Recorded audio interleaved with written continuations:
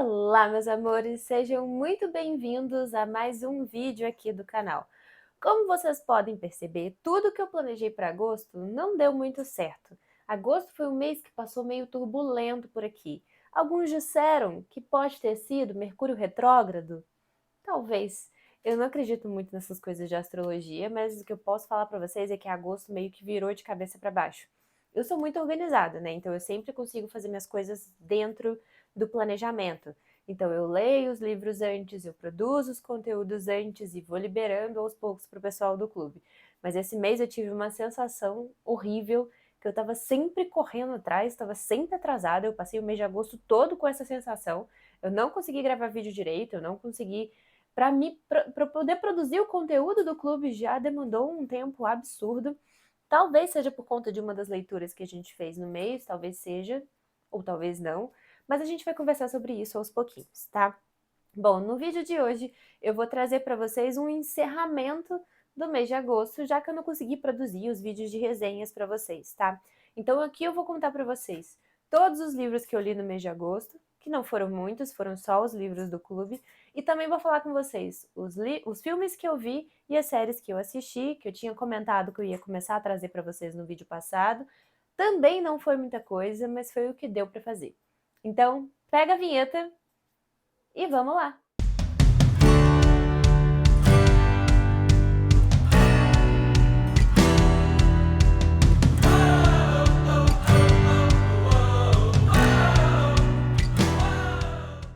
Bom, falando das leituras, eu vou começar com um livro que dispensa apresentações, que seria O Hobbit, do Tolkien.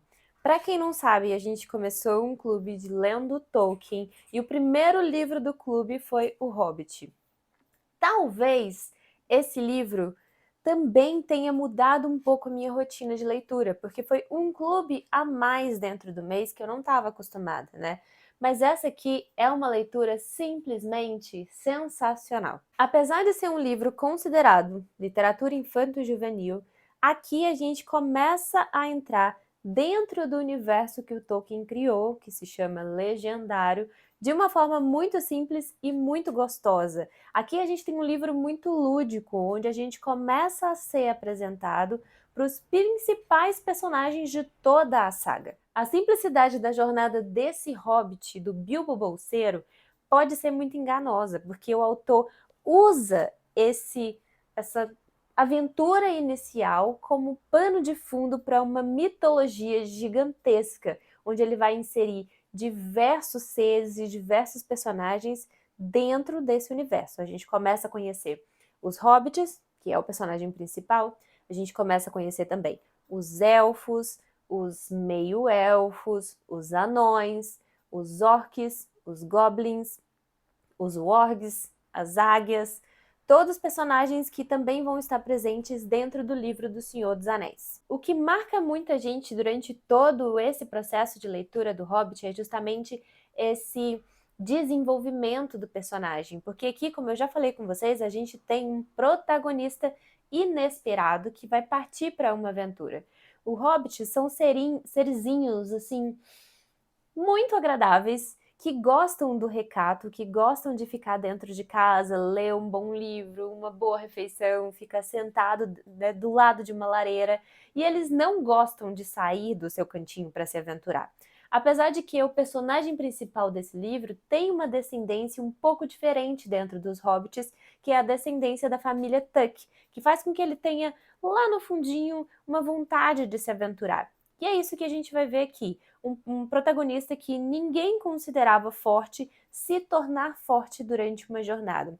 A gente tem um livro com um grande viés religioso, que vai falar sobre redenção, que vai falar sobre humildade, que vai falar sobre força, sobre amizade, sobre tantas coisas importantes que eu falo para você que se você tiver um filho ali na idade de 13, de 12 para 13 anos, é um livro que você tem que dar para ele para ontem. É um livro que, mesmo sendo leve, oferece muitos temas para a gente refletir, como eu já falei com vocês, né?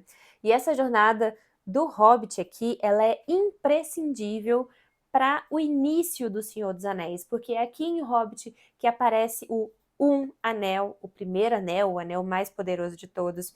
É que nesse livro que a gente também vai conhecer o Sméagol, que vai ser um grande personagem dentro de O Senhor dos Anéis. Aqui as espadas que o Frodo vai usar, elas aparecem. Então, assim, tem muitos acontecimentos aqui que vão ser indispensáveis para a leitura de O Senhor dos Anéis, para que vocês consigam ter um contexto de mais qualidade. Então, se você está pretendendo ler O Senhor dos Anéis com a gente no clube, a gente já começa na semana que vem. Vai ser uma leitura realmente incrível, uma saga, né? A gente vai ler bem devagarzinho, cada livro ocupando mais de um mês.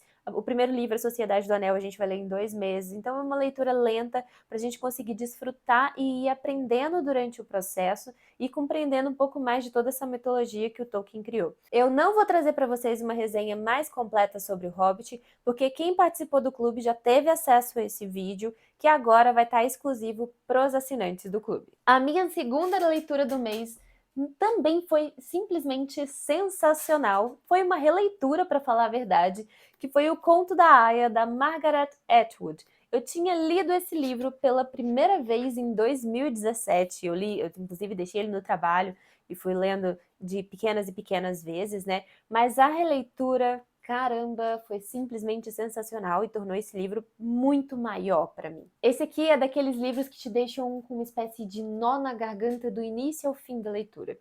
Isso aqui é uma distopia, foi a leitura principal do Clube Doutores Leitores do mês de agosto. E a gente vai acompanhar a história de Offred, que é uma mulher forçada a ser uma aia dentro de um regime totalitário e teocrático chamado República de Gilead. Esse livro é ao mesmo tempo aterrorizante e extremamente brilhante, né? Nesse novo governo, nessa nova república, as mulheres perderam todos os seus direitos. E elas vivem divididas em espécies de castas, mas não é esse bem o nome que é dado ao livro, né? Cada mulher ela se encaixa em uma categoria. São esposas, econo-esposas, aias, martas, tias ou são relegadas e consideradas não mulheres. Cada mulher vai ser encaixada dentro de determinado setor de acordo com as suas condições financeiras, sua vida passada e também sua capacidade reprodutiva. O foco desse livro aqui é uma aia que se chama Offred.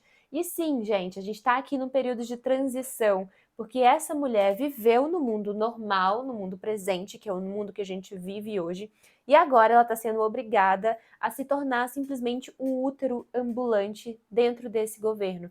Porque, afinal de contas, as aias, elas são mulheres usadas única e exclusivamente para gerar, para engravidar, para esposas de comandantes que não conseguem fazer isso. Mas o que mais impressiona nesse livro, além dessa história extremamente carregada, é justamente a capacidade da autora de ir construindo esse ambiente. Muitas das vezes, o início da leitura pode ser considerado muito descritivo e muito lento, mas a gente precisa dessas descrições para que a gente consiga se encaixar nesse ambiente que a história passa. E é muito interessante, porque só lá pelo meio do livro a gente vai descobrir como que esse regime se instaurou. E quando a gente descobre, gente, é aterrorizante. Se você for uma mulher que estiver lendo esse livro, você vai ficar simplesmente apavorada. Porque é uma coisa que é tão fácil e tão simples de acontecer que deixa a gente muito pensativa. Como eu falei com o pessoal do clube, esse aqui é um livro publicado em 1985. Então aqui a gente está no auge da Guerra Fria e também no auge da segunda onda do feminismo, onde estava tendo um debate muito grande sobre os direitos reprodutivos das mulheres. Então a autora se inspirou nesses assuntos, né, e trouxe aqui esse tema pra gente, porque no auge da Guerra Fria existiam muitos governos totalitários e também uma questão da desconsideração de tudo que as mulheres já haviam conseguido na luta pelo feminismo. Então, assim, ela conseguiu trazer muito dessas ideias centrais e em uma entrevista dada pela própria autora, ela falou que apesar do regime de Gilead não ter realmente existido dessa maneira, ela se inspirou em vários regimes totalitários existentes para poder construir toda essa narrativa. Por isso que ela é tão real e tão impactante. Já que eu tô falando do clube e já que eu tô falando das leituras que eu fiz com o pessoal, vamos falar da leitura extra desse mês, que foi o livro Neuromancer. O tema do Clube Doutores Leitores em agosto foi distopias. E juntamente com a leitura do impressionante conto da Aya, a gente também começou a ler Neuromancer. E, gente, acho que dessa vez foi o primeiro livro que realmente flopou dentro do clube. Praticamente ninguém conseguiu entender o que esse livro estava querendo passar. Eu suei para gravar os livrocasts para conseguir entender pelo menos o básico da narrativa. Realmente foi super difícil a leitura. Esse aqui é um livro que exige atenção total, porque o William Gibson não vai facilitar nada para o autor. Ele também é conhecido como o primeiro livro de cyberpunk, que é uma espécie de mistura de tecnologia com contracultura. É uma distopia, se passa no futuro, em um local que se chama Sprok, que é uma mega cidade. E o autor vai trazer muitos temas e subtemas tecnológicos que vai deixar a gente um pouco perdido. A linguagem aqui é muito densa, o mundo que ele constrói é muito complexo. Para falar a verdade, ele quer trazer tantas ideias inovadoras aqui que a gente vai precisar de um tempo maior para conseguir processar todas elas e conseguir pelo menos entender o básico, né? Vou falar para vocês a sinopse do livro, mas a minha ideia depois é gravar um texto, gravar um vídeo bem completo sobre ele, para poder facilitar a compreensão até do pessoal que leu com o clube, mas não é assinante e não ouviu os livrocasts, tá? Aqui a gente vai acompanhar a história de Casey, que é um cowboy cibernético, ou seja, a profissão dele é se conectar com a Matrix. É como se fosse um mundo que existe dentro da realidade virtual. Só que há um tempo atrás ele foi banido desse universo porque ele trabalhava para alguns homens que ele acabou roubando desses homens e eles usaram uma espécie de enzima biológica e destruíram a capacidade do cérebro do Casey de se conectar a essa Matrix. Porém, ele vai ser contratado agora por um outro chefão que se chama Armitage. Armitage, então, vai devolver ao Casey a capacidade de se conectar à Matrix e assim fazer para ele uma missão. Para essa missão ser realizada, ele vai ser apresentado então a Molly. A Molly também é uma espécie de cybermulher, vamos dizer assim. Ela é humana, mas tem várias modificações que tornam ela uma espécie de ninja. Ela tem uma espécie de unhas de metal que lembram um pouco o Wolverine e até o Fred Krueger, né? Mas são de metal, tipo coisas tecnológicas muito avançadas, tipo unhas de gato que ela só coloca para fora quando ela quer. Ela também tem os olhos, uma espécie de espelho, um vidro em cada olho, onde ela consegue obter algumas informações também que vêm dessa Matrix, né? Então ela é toda melhorada tecnologicamente e ela tem uma grande habilidade de poder invadir espaços e se defender. Então os dois juntos vão realizar essa missão para o Armitage, que é justamente invadir um local e ajudar uma inteligência artificial a quebrar todos os seus protocolos de proteção e assim ela consiga superar todos os comandos que os homens deram a ela, né? É bem interessante, tá, gente? Só que não é fácil de entender a história principal. Eu tava até falando com meu marido que a premissa, fazer a sinopse desse livro é difícil para contar para vocês. Foi um livro assim que eu suei, tá? Eu fico muito admirada com grandes leitores de ficção científica que têm esse livro aqui como um dos seus favoritos da vida. Eu realmente não gostei dessa leitura.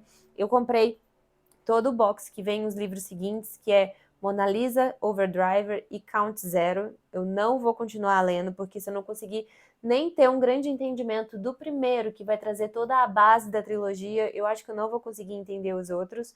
Então, assim, fica aqui a dica para quem gosta desse tipo de livro, mas para quem não tem um profundo conhecimento sobre tecnologia e sobre livros que são escritos dentro desse universo cyberpunk, talvez vocês precisem de uma ajuda, tá? E se vocês precisarem de uma ajuda, ainda assim tem todo o conteúdo que eu produzi lá para o pessoal do Clube Doutores Leitores, que apesar de ter dado muito trabalho, ficou muito bom, tá?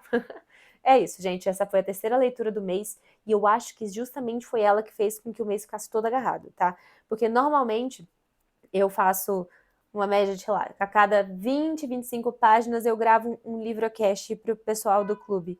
Só que a cada 20, 25 páginas eu demoro 1, 2 horas para ler isso. E aqui a cada 20, 25 páginas eu demorei 3, 4, 5 horas, dependendo da complexidade, para conseguir entender o que esse autor estava querendo dizer. E eu acho que isso fez com que todas as leituras do mês ficassem um pouco agarradas. Então, vamos considerar que Neuromancer dificultou o mês de agosto? Pode ser. Já no nosso desafio do mês de agosto, a gente saiu das profundezas da Terra-média, do caos das distopias e chegamos então ao subsolo, porque a leitura do desafio foi o livro Memórias do Subsolo, do Fyodor Dostoiévski, que também não foi uma leitura muito simples, mas diferente de Neuromancer, foi uma leitura entendível. Esse livro aqui, ele foi escrito justamente para tirar a gente da zona de conforto. Aqui a gente vai ter um protagonista sem nome, que também é narrador do livro e que se autodenomina o Homem do Subsolo. Nesse livro, a gente vai entrar dentro da mente de um humano e vai conseguir explorar todas as profundezas do que existe lá. E aqui a gente está falando não de um homem que seja um verdadeiro símbolo da moral e dos bons costumes. Não, pelo contrário, aqui a gente está falando de um homem extremamente amargo, repleto de ressentimento e que, inclusive, se auto-sabota em toda a vida. Ele realmente é uma espécie de anti-herói que tá aqui para fazer a gente ressignificar e questionar o conceito de liberdade, o conceito de moralidade e até o conceito de racionalidade. Esse personagem se considera tão inteligente que ele diz que tem uma hipertrofia do cérebro. Só que, ao mesmo tempo, ele considera-se tão inteligente, racionalmente, que ele fica paralisado. Ele não consegue fazer nada, nem decidir nada, porque ele fica pensando constantemente na quantidade de ICs dentro de uma única ação. O Homem do Subsolo não é um livro para entretenimento fácil. Não é aquele livro que você vai sentar e vai ler gostoso e vai se distrair na leitura. Não, tá? Aqui a gente tem realmente um convite à reflexão. É um livro que vai fazer você pensar sobre as escolhas que você toma na vida, vai fazer você pensar sobre as consequências das suas atitudes de uma forma muito direta, tá? Se você quiser saber um pouco mais sobre esse livro, não tem resenha, mas já tem aqui o nosso debate final, que tá liberado aqui, vou deixar aqui nos cards para vocês, que a gente vai falar tudo sobre esse livro, foi muito interessante, tá liberado aqui para vocês, tá? É isso, gente. Fica aqui essa recomendação de um livro que é simplesmente sensacional, mas não é para ser lido por qualquer um e a qualquer momento. Gostou? É simplesmente sensacional.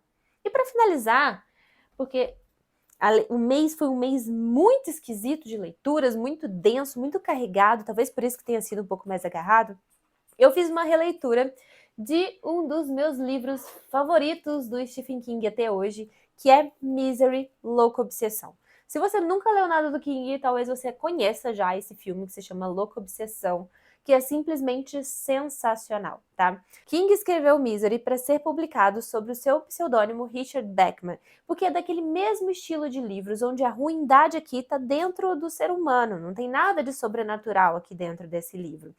Aqui a gente vai acompanhar a história de Paul Sheldon, que é um escritor muito famoso, de uma série de livros muito famosa, que vai sofrer um acidente de carro, mas porque poderia ser considerado sorte, só que não, do destino, ele vai ser resgatado pela sua fã número 1, né? Que se chama Annie Wilkes. Annie Wilkes, então, vai levar ele para casa, muito ferido e desacordado, e ele vai ficar um tempo ali, né, sem nenhum tipo de reação. Porém, quando ele acorda na casa dessa sua fã número 1, simplesmente essa fã número 1 é a pessoa mais louca, mais obsessiva que a gente já conheceu na história da literatura. Então, Paul Sheldon, em vez de acordar numa enfermaria, vai acordar em um cativeiro. E o pior, gente, essa fã número 1 é simplesmente apaixonada por Misery, que é uma das personagens principais do livro do Paul Sheldon, e ela vai ser simplesmente morta no último volume desse livro, sem nenhuma explicação. E essa personagem está lendo esse último livro. E ela vai simplesmente surtar com ele quando descobrir que a personagem que ela tanto amava foi assassinada. Então, naquele momento de cativeiro, além de estar sofrendo por vários processos de tortura, além de estar viciado nos analgésicos que ele recebia constantemente, porque não sei se vocês sabem, no acidente ele fraturou as 2 pernas e ele não foi levado para resolver esse problema, ele vai ser obrigado a reescrever esse livro, ou ele vai ser obrigado a reescrever um novo livro, ressuscitando a personagem Misery. Gente, esse livro é sensacional, ele é muito angustiante, ele deixa a gente muito nervosa, e é tão assustador porque é uma coisa que pode acontecer. Não tem nada de sobrenatural como tem em vários livros do King. Como a gente já sabe, o autor ele é realmente um mestre em criar tensão. Aqui a gente vai ter uma das cenas mais memoráveis de tortura que eu já vi dentro da literatura. Não que eu seja uma grande leitora de livros que contenham essas coisas, mas aqui é muito assustador. É muito intenso, porque a gente se coloca no papel do autor várias vezes, né? E sem contar que esse livro tem um quesinho de autobiografia, porque Stephen King, durante a escrita de Misery, estava passando por um processo de tentar se recuperar do vício em analgésicos, né? Então a gente tem um pouco disso dentro do personagem. E quando a gente pensa no Paul Sheldon, a gente também tem muita questão da análise da escrita, do que é escrever, da tentativa de tentar ser um autor que não escreve apenas livros vendáveis, né? Então, tem várias críticas aqui sobre a própria escrita e sobre o próprio autor que podem ser levados para dentro da vida pessoal do Stephen King. O que eu posso falar para vocês é leia. Leia Misery, para mim é um dos meus livros favoritos do King. E olha que a gente está lendo, esse é o terceiro ano do Clube Lendo King em ordem cronológica. Então, assim, a gente já leu vários livros. E mesmo com a releitura, ele segue sendo o meu livro favorito do Stephen King. Fica aqui a recomendação e se preparem para conhecer a vilã mais bem escrita de todos os tempos. Annie Wilkes é simplesmente sensacional, porque o Stephen King conseguiu aqui abordar tudo sobre a personagem, todas as camadas dela, o passado dela, o porquê que ela ficou assim, o que tornou essa pessoa tão amargurada, se ela sempre foi assim, se ela não sempre... Gente, leiam. Fica só aqui a recomendação de Misery, é simplesmente um livro sensacional. Agora, como eu já tinha prometido para vocês no vídeo de metas do mês passado, eu também vou falar para vocês um pouquinho sobre os filmes que a gente assistiu esse mês e sobre as séries, né? Bom, a gente não assistiu muitas coisas, como eu já falei com vocês, no mês de agosto eu fiquei muito enrolada. A gente assistiu basicamente 3 filmes e uma série, porque a gente ficou muito agarrado na série e acabou nem assistindo tantos filmes assim. A gente começou o mês assistindo o filme A Aprendiz de Espiã, que tá disponível no Prime Video.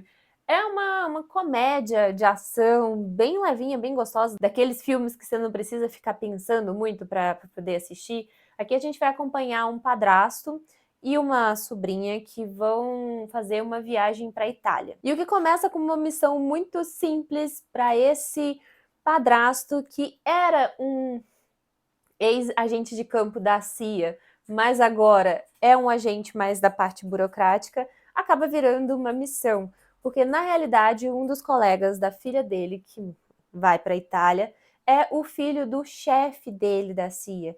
E a gente vai ter então uma missão terrorista que vai raptar esse garoto, e aí pai e filha, padrasto e filha vão ter que ir atrás dele e ajudar, aquela coisa toda que tem sempre em todos esses filmes, tá, gente? Então não é um filme grande que vai trazer grandes reflexões, mas eu super gostei para entretenimento, eu gostei, meu marido dormiu no meio do filme, então essa a informação que vocês vão ter, mas é aquele filme bem divertido mesmo para você assistir, dar risada, bem estilo Sessão da Tarde, né? O segundo filme que a gente assistiu também foi na Prime Video, se chama Os Aeronautas. Aqui a gente já tem um filme mais bacana, né? Mais voltado para o drama e também baseado em fatos reais. O filme é ambientado em 1862 e vai contar a história de 2 personagens, uma jovem viúva e um cientista que vão tentar fazer uma coisa que ninguém fez ainda, que é fazer o voo de balão mais alto de todos os tempos.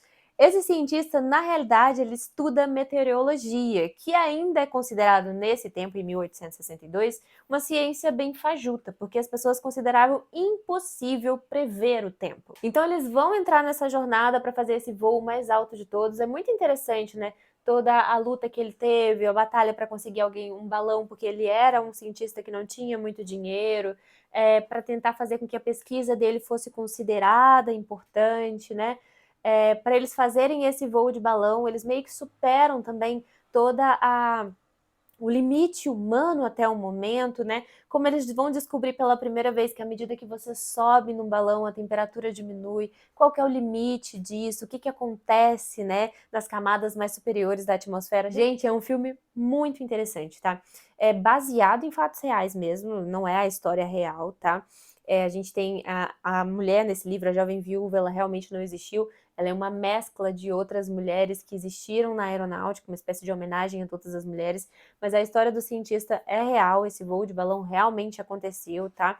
E graças a esse voo de balão, muitas coisas da meteorologia foram provadas e são estudadas até hoje. Então é um filme muito legal, chama Os Aeronautas, foi muito gostoso de assistir. Não, só pra vocês terem noção, termômetro de filme bom. Esse, o meu marido não dormiu, tá? Então, tipo, foi muito bom. É muito interessante, ainda mais que a gente sabe, né, que é uma história baseada em fatos reais. E assim, por mais que seja um drama, a gente fica muito emocionado, porque assim, eles vão subindo ali na atmosfera, eles vão ficando com um pouco de perigo de vida também, porque tem ação, apesar de ser um drama, eles conseguiram colocar muita ação e o filme ficou muito interessante. Fica aqui a minha dica, de todos os filmes que a gente assistiu esse mês, esse foi o mais interessante, chama Os Aeronautas, é da Prime Video, e até acho que não é desse ano, não, deve ser de uns 2 anos atrás. Então, assim, gostei bastante e fica aqui a recomendação. Já o terceiro filme que a gente assistiu foi um filme da Netflix que se chama A Liga, tá? Que também foi desses filmes de entretenimento que a gente assiste de ação só para descontrair, desopilar a mente, justamente porque é, eu tava com a mente muito cheia no dia, eu queria assistir alguma coisa que não me demandasse pensamentos, né? Então também foi um filme no mesmo estilo de Aprendiz de Espiã. Aqui toda a trama vai girar ao redor de um homem extremamente comum que mora numa cidade muito pequenininha. Ele é uma espécie de empreiteiro e ele vai ser recrutado por uma ex-namorada para uma missão muito inesperada e ele vai se tornar um espião, bastante improvável, porque ele nunca imaginou trabalhar com isso, mas também as capacidades que ele tem no próprio trabalho de empreiteiro vão facilitar e vão fazer com que ele seja um excelente espião, mas ele vai entrar nessa liga, vamos dizer, acho que é esse nome mesmo que eles usam lá, né? Eles vão entrar nessa liga que é uma espécie de área secreta, um grupo secreto dentro da CIA para investigar alguns tipos de crimes. Nesse caso aí, por exemplo, eles vão investigar um leilão que está vendendo um pendrive com dados secretos de vários espiões, de várias pessoas da CIA, família e tudo mais, e todas essas pessoas ali estão correndo risco por causa disso. E esse empreiteiro que vai sair do verdadeiro nada vai ajudar a desvendar essa missão. Gente, é filme para você assistir sem pensar, tá? Foi super gostoso. Novamente, meu marido dormiu nesse filme, então vocês já sabem, é o estilo de filme que eu gosto. Entretenimento puro, super gostosinho, vale a pena assistir, tá? Não é daqueles filmes da Netflix sem final, ele tem final, porque eu tenho raiva de filme que não tem final, tá? Então ele tem final, é redondinho, dá pra você assistir do início ao fim, final feliz, vai dormir tranquilo com a mente boa.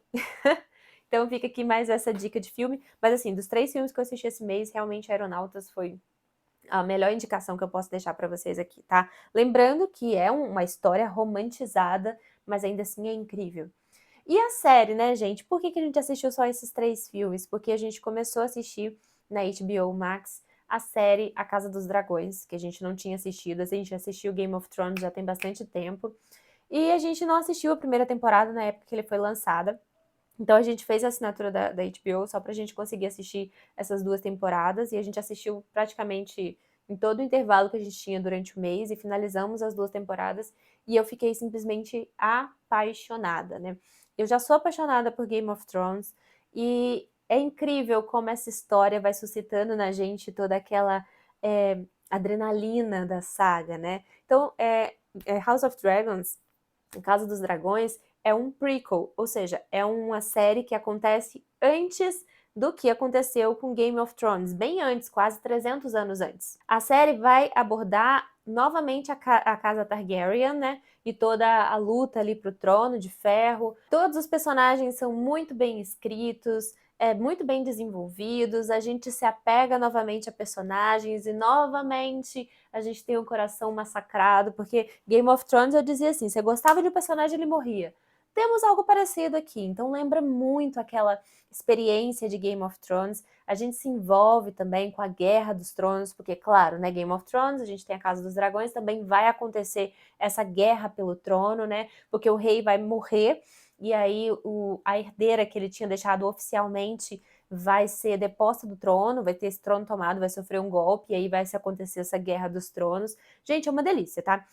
Tem ligação com Game of Thrones, mas não direta, porque existe um grande espaço temporal entre essas duas séries, então você não precisa ter assistido uma para conseguir entender a outra, tá? Tem algumas referências do Winter is Coming, mas muito pouquinho. Tá? Dá para assistir uma sem ter assistido a outra e você vai entender perfeitamente. Mas o que é muito gostoso nessa série justamente são os dragões, né? Eu tava até conversando com as meninas do clube como que a gente fica com vontade de ter um dragão de estimação quando a gente lê essa série, quando a gente assiste essa série. E o livro que originou essa série também foi muito bem recomendado pelas meninas do clube. Ainda não li, assisti só a série, porque eu tomei raiva em Game of Thrones, né? Que eu tinha lido o primeiro e o segundo volume, comecei o terceiro e como a série não estava indo para frente, eu acabei parando. E aí eu meio que desanimei de ler os livros, todos os livros do George Martin, e aí eu não li o livro, mas a série vale muito a pena, tá? É isso, gente.